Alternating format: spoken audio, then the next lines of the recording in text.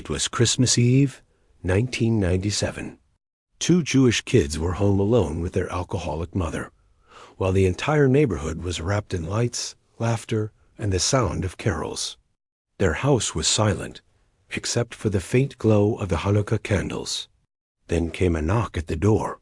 A man dressed as Santa Claus stood outside, smiling, saying he had gifts to deliver. At first, the kids thought it was just a mistake. But when they refused to let him in, his tone changed. The smile vanished.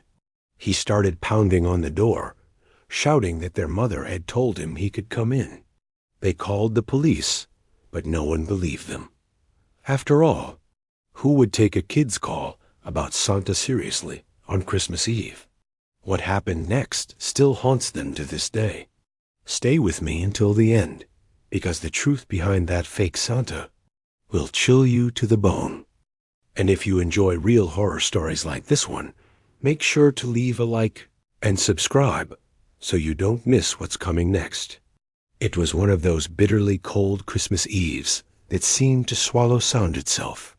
The streets outside were quiet, except for the crunch of snow under passing boots and the distant hum of Christmas songs drifting from someone's radio.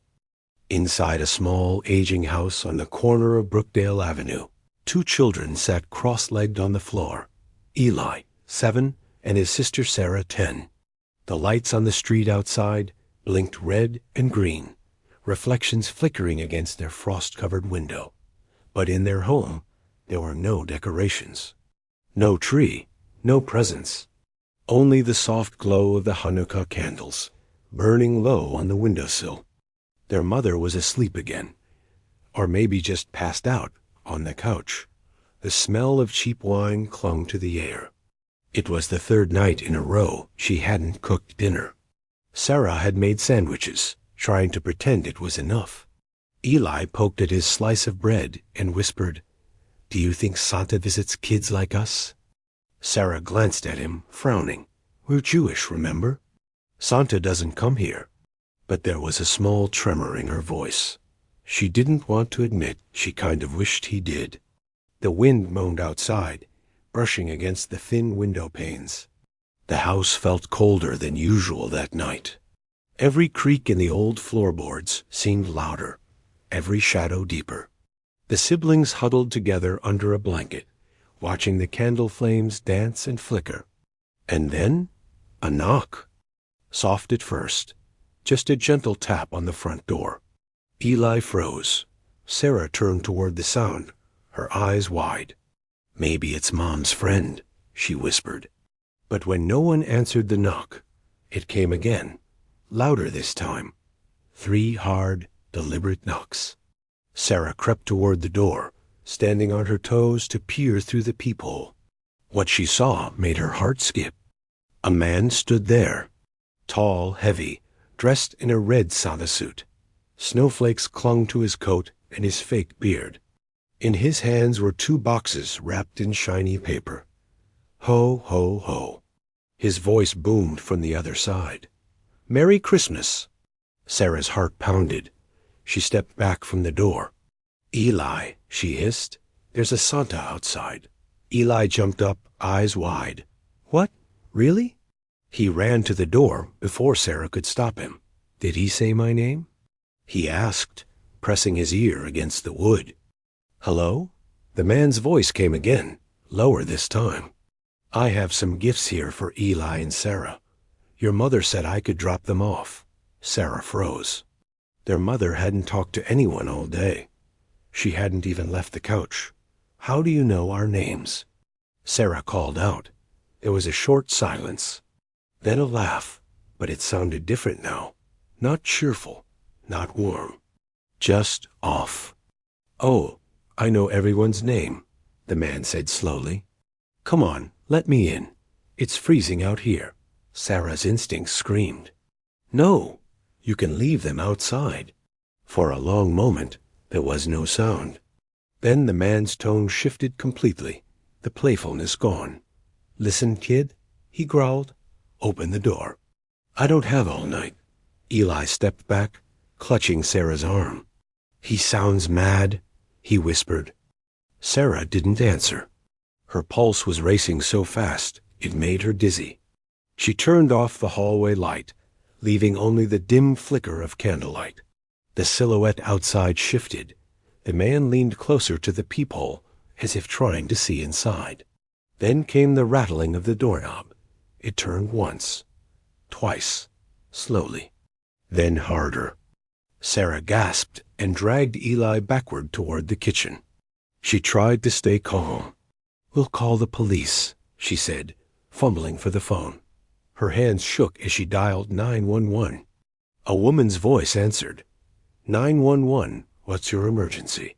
There's a man outside our house. He's dressed as Santa. He's trying to get in. Sarah cried. There was a pause. Then the operator said with a sigh, "Sweetheart, it's Christmas Eve. Are your parents home? Armand's asleep. Please." "Okay, honey. Maybe it's just a neighbor playing Santa. Stay inside, all right?" "No, you don't understand." Sarah's voice cracked. "He knows our names." But the line went quiet. Then a click. The call had ended. From the living room came the sound of heavy footsteps circling the porch. The boards creaked under the man's boots. Eli started to cry softly. "Sarah, what if he gets in?" She wrapped an arm around him. "He won't," she whispered, though she didn't believe it. "He won't." A shadow passed by the window, a large figure moving slowly. And then came the sound of a fingernail dragging across the glass. Sarah's stomach turned. The fake Santa's voice was low now, almost like a whisper. "I can see you in there?" She blew out the candles immediately. The room sank into darkness. The only sound was the wind and the steady creak of the porch steps. For a moment, she thought he was leaving. The noise faded, and she dared to breathe again. Then, a thud against the back door. He was trying another way in. Sarah's mind raced. The phone was useless. The neighbors were far. Her mother was dead drunk. They were completely alone. Eli clutched her sleeve. "What do we do?" Sarah's eyes darted around the room, and then she saw it. The menorah, its candles still burning faintly on the windowsill. And that's when an idea began to form in her mind. Sarah's heart was hammering so loud she could hear it in her ears. The scratching on the back door stopped. For a long moment there was silence, the kind of silence that makes you afraid to even breathe. Then came a bang, and another. He was trying to break the door. Eli whimpered, pressing his hands against his ears. "Make him stop. Please, make him stop." Sarah grabbed his hand and whispered, "Come with me." They crept through the narrow hallway toward the small laundry room, where there was a window facing the neighbor's yard. Maybe they could scream for help. But when Sarah peeked outside, her stomach dropped. The man in the Santa suit was standing there, halfway across the snow, watching the house. He wasn't knocking anymore. He was just staring. The red of his costume looked darker now, like it had soaked up the night. His gloved hand reached into the pocket of his coat. Sarah couldn't tell what he was holding, but the way he moved made her blood run cold. She ducked down, pulling Eli with her. "Don't move," she whispered. A minute passed, then another. The only sound was the faint hiss of the heater, trying to stay alive against the cold. Then creak. From the living room, he was inside. Sarah's throat closed up. No sound, no scream.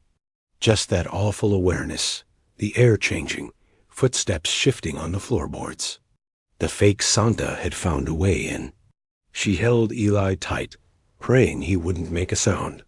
But Eli, trembling, whispered, "What if he finds us?" Sarah's eyes darted around the small room, searching desperately. The menorah, the candles, the smoke alarm above them. And suddenly, she knew what to do. She turned to her brother. "Listen to me," she whispered, her voice trembling but firm. "We're going to make the alarm go off. The firemen will come. Just stay quiet and do exactly what I say." She reached up, grabbed one of the candles, and held it under the smoke detector. The flame flickered weakly, then stronger, licking at the plastic edge. Eli gasped. "You're going to burn the house." "No," Sarah hissed. "Just enough smoke." Down the hall, they heard a floorboard groan. Then that deep, hoarse voice, closer now. "Where are you kids?" Sarah's hands trembled. She waved the candle under the detector again and again. A thin ribbon of smoke rose up. The footsteps grew louder. Then the alarm screamed to life, echoing through the entire house. Eli covered his ears. Sarah grabbed his wrist. "Come on." They ran into the kitchen just as the man shouted from the hallway. "What are you doing?" Sarah didn't look back. She yanked open the back door. The lock had been forced, but was still jammed halfway. She shoved her shoulder against it, and it burst open. The freezing air hit them like a slap. Snow crunched under their feet as they sprinted into the backyard. Behind them, the man shouted again, his boots pounding against the floor. Then, sirens. The shrill wail of a fire truck approached from down the street, getting louder. Red lights flickered through the trees. Sarah turned just in time to see the fake Santa step onto the porch. For a moment, his face was lit by the flashing lights, and she saw his eyes. They weren't kind or playful. They were cold, flat, hungry. He looked at her and smiled. Then he turned toward the flashing lights and raised a hand, waving casually as if nothing was wrong. When the firefighters pulled up, he shouted over the wind, "It's okay. I'm their dad. False alarm." Sarah froze. The firefighters were already rushing toward the house, one of them calling out, "Sir, everything all right?" She screamed from the yard, her voice hoarse and shaking. "He's not our dad. Don't let him in." The men stopped. One of them turned toward the kids, confusion flashing across his face. Then another beam of light swept over the Santa's face, and his expression changed from calm to fury. He bolted. 2 firefighters tackled into the snow. The boxes he'd been carrying burst open. Inside were no toys.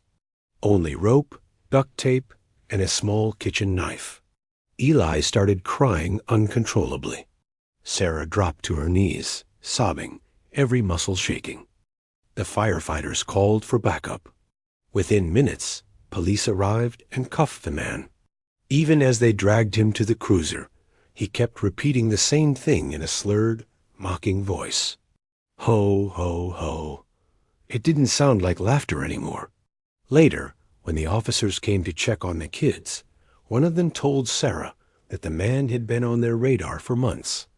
A drifter who broke into homes during the holidays, often using the Santa disguise to gain trust.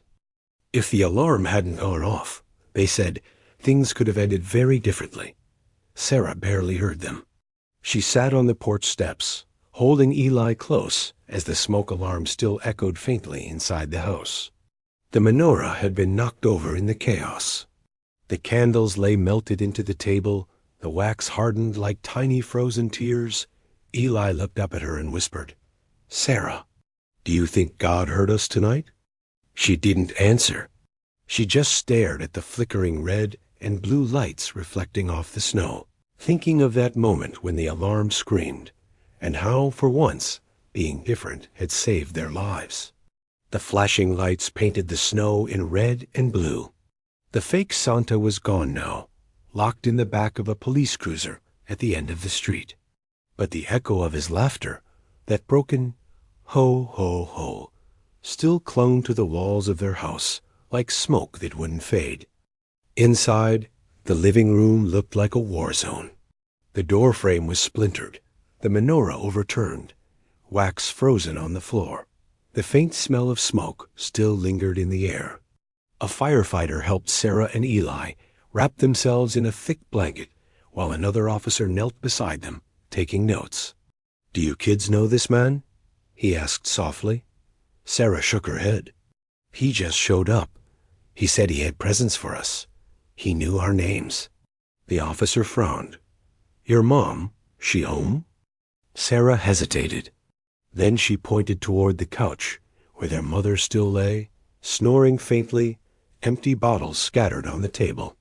The officer sighed, muttered something under his breath, and walked away. Eli leaned against his sister, eyes half closed. His voice came out in a whisper. "I thought Santa was supposed to be nice." Sarah looked at him for a long moment before answering. "That wasn't Santa, Eli.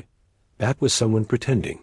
Outside, one of the cops was talking into his radio. Through the frosty window, Sarah could see them pulling the man out of the car to take a statement. Even from a distance, she could tell something was wrong about him. The way he stared blankly into space, the way his mouth kept twitching. Then, without warning, he turned his head, and for a brief second, his eyes locked directly with hers. Even from across the yard, even through the glass, she could feel it, that cold, hollow stare that had burned through the peephole earlier. He smiled again. A slow, deliberate curve of the lips. Sarah jerked the curtain closed. The rest of the night passed in fragments. The wail of sirens fading, the murmured voices of police, the slam of a door as they finally took the man away. When everything went quiet again, the silence felt heavier than before. The next morning, 2 detectives came by. Their mother was awake now, confused, hungover, and angry that there were police in her house. Sarah sat at the kitchen table while the older detective, a woman with sharp eyes and tired hands, flipped through her notepad. "The man who broke in. His name's Dennis Cole," she said. "He's been drifting around New Jersey for years. Used to dress as Santa to get into people's homes. He'd tell parents he was delivering gifts for charity. Some families let him in." Sarah's stomach turned. "Did he hurt anyone?" The detective looked up. "He's being investigated for several break-ins. Some didn't end well." Her voice softened. "You were lucky, sweetheart. You and your brother. You did the right thing." Eli, sitting beside Sarah, stared at the table. "The candles," he whispered. "They made the smoke. That's how they came." The detective smiled faintly. "Hanukkah candles, huh? Guess they saved your lives." Sarah managed a weak nod. After they left, she stood by the window, staring out at the snow. The world looked peaceful again, as if nothing had happened. But she couldn't shake the image, the red coat, the faked beard, the way he said her name like he'd known it all his life. That night, she had trouble sleeping. Every creak in the house made her flinch. Every shadow looked like a silhouette in red. At one point, she swore she heard bells jingling faintly from outside, like sleigh bells. But when she peeked through the curtains, there was nothing. Just empty snow and the dark outline of the trees. She wanted to believe it was just her imagination. But deep down, she wasn't sure. Weeks later, their mother received a letter from the police department. Dennis Cole had confessed. He'd been watching the house for several nights, learning their names from mail left in the box. He'd planned to break in and take what he wanted. At the bottom of the letter, there was one line that made Sarah's hands shake. "He told us he chose your house because he knew the family inside wouldn't be celebrating Christmas, so no one would notice if they didn't answer the door."